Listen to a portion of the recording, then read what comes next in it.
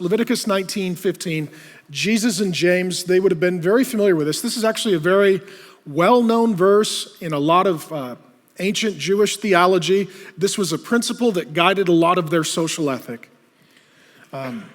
Do not show what?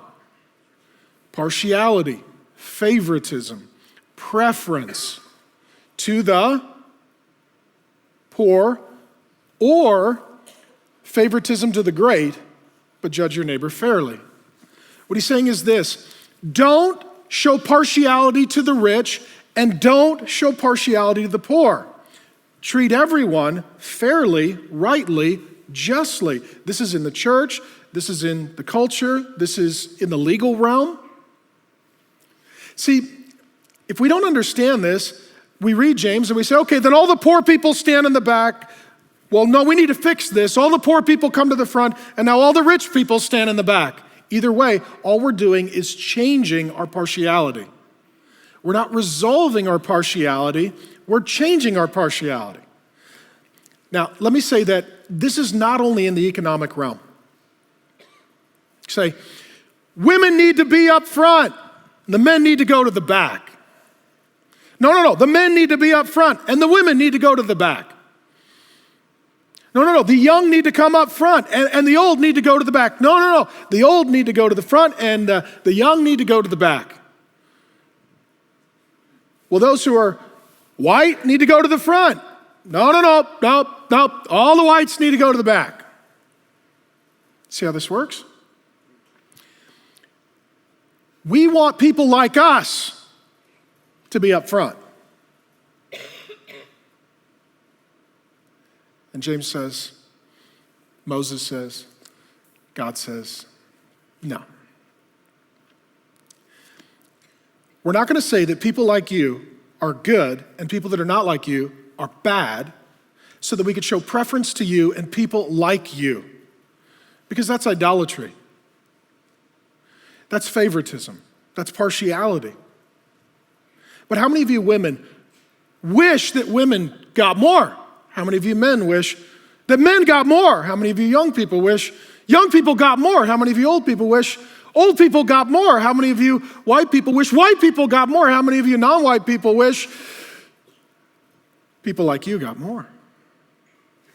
This leads to our classism, our ageism, our racism, our nationalism, and our tribalism. He's really hit a deep root, hasn't he? So what's the solution? Well, the solution biblically is that we treat people equally because they're equal, because that's what the Bible says. You can't get there through evolution, and you can't get there through religion. Okay, let's do a little quiz, Marcel. Okay, according to the Bible, everyone is equally made in the image and likeness of God. True or false? True. Men and women, young and old, rich and poor, black and white, equally made in the image and likeness of God. Number two, all people are equally fallen and sinful. True. There's not a race or a gender or a class or a kind or a type of people that are not sinful. We're equal in our humanity. We're equal in our depravity. The Bible says that all have sinned and fallen short of the glory of God. So people like you are no better than people unlike you. We're all sinners. We're all fallen. And we're equal. Number three, true or false, those who belong to Jesus are equally saved, equally loved, equally forgiven. True or false? True. So according to the Bible, we're equal. As a result, we shouldn't show favoritism and partiality toward people like us. But only through biblical thinking does this strong desire for cultural equality have any basis in reality.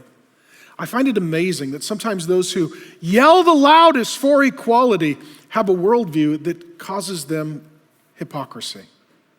Only through a biblical ideology, a worldview, a lens, a thought process, a mindset? Is there any basis for considering everyone equally valuable and treating everyone without partiality?